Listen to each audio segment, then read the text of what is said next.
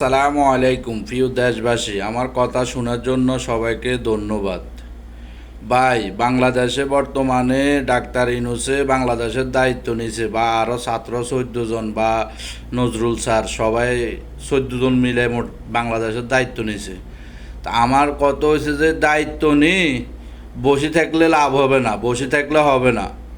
যেভাবে সুন্দরভাবে একটা নির্বাচন দেওয়া যাইবে, যেভাবে সুন্দরভাবে একটা নির্বাচনের মাধ্যমে একটা সরকার হবে, এভাবে পরিচালনা করতে হবে। এমনকি যাদের ইন্ধনে, যে আওয়ামী লীগের এমপি মন্ত্রীর ইন্ধনে এতটা ছাত্র মারা হয়েছে, বা সাধারণ মানুষের উপরে অত্যাচার করা হয়েছে, বা যেসব থানার ইসি ডিসি এদের ইন্ধনে এতটা ছাত্র মারা হয়েছে, এদের উপযুক্ত বিচার করতে হবে। এদেরকে আইনের আদালতে আনতে হবে। চুপ করে বসে থাকলে হবে না যে দেশ স্বাধীন করছি, দেশ স্বাধীন করছি। এদেরকে তাড়াইতে হবে, এদেরকে বিচারের আদালতে আনতে হবে। এদেরকে যদি বিচারের আদালতে যদি না আনে, তাহলে আরও ভবিষ্যতে মিললে আরও অনেক মানুষ মারা যাবে। সাধারণ মানুষ বা ছাত্র বা রিক্সার ড্রাইভার, এইভাবে আরও অনেক অনেক মানুষ মারা যাবে। এদেরকে আইনের আদালতে আনি, এদেরকে বিচার করতে হবে। এদেরকে দায়িত্ব পায়, তাইলে বসে থাকলে হবে না। এতটা ছাত্র মারা গেছে, এরা এতটা পড়ালেখা করার পরে এই বাংলাদেশে ফেরাউন সরকার দৌড়াইতে যায় মারা গেছে। এদের উপযুক্ত যাদের ইন্ধনে করছে, এদেরকে বিচারের আদালতে আনতে হবে। বসে থাকলে লাভ নাই ভাই, বসে থাকি কোনো লাভ নাই। দায়িত্ব লই বসে থাকি লাভ নাই। এদেরকে আইনের আদালতে আনে এদের বিচার করতে হবে। অনেক আওয়ামী লীগের এমপির কারণে এমপি ডাইরেক্ট ডিক্লেয়ার দিয়েছে ছাত্রলীগের পোলাপাইন্ডে যে গুল্লিকর এটার একটা তালিকা করতে হইব। কোন জেলার মধ্যে কোন জায়গার মধ্যে হামলা হয়েছে, কোন জেলাত কোন জায়গাত হামলা হয়েছে, কোন জায়গাত কোন থানার কোন আন্ডারে আসিল, বা কোন দারগা তখন আসিল, এগুলার খবর লইতে হবে।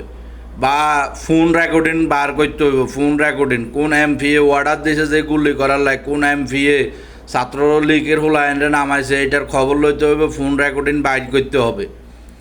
এমনকি যাদের ইন্ধনে এগুলো হয়েছে, এদেরকে বিচারের আদালতে আনতে হবে। যদি এগুলো না হয়, তাহলে ভবিষ্যতে এদেরকে এরা আরও অত্যাচার করবে। শেখ হাসিনা আমগরও কইছে রাজাকার, কিন্তু না, অরিজিনাল রাজাকার হয়েছে হেরা।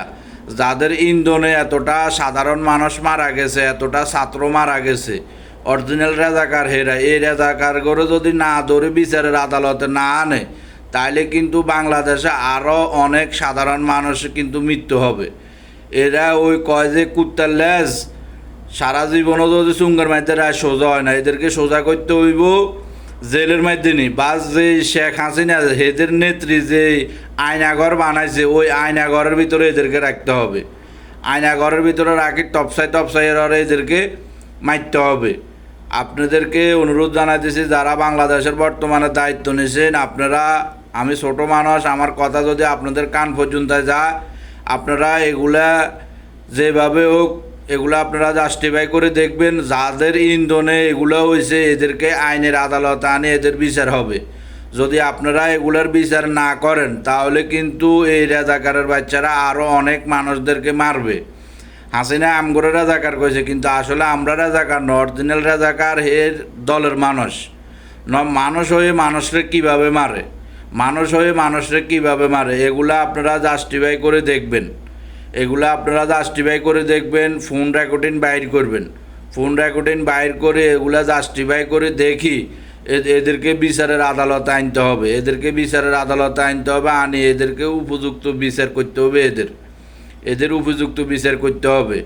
আপনাদের কাছে অনুরোধ জানাতেছি, যারা বাংলাদেশে বর্তমানে দায়িত্ব নিছেন, এরা কার ইন্ধনে কার কারণে মানুষ এতজন মারা গেছে, বা কোন জেলাত কোন থানাত কোন দারগার আন্ডারে এত লোক মারা গেছে, এগুলোর খবর বাইর করতে হবে।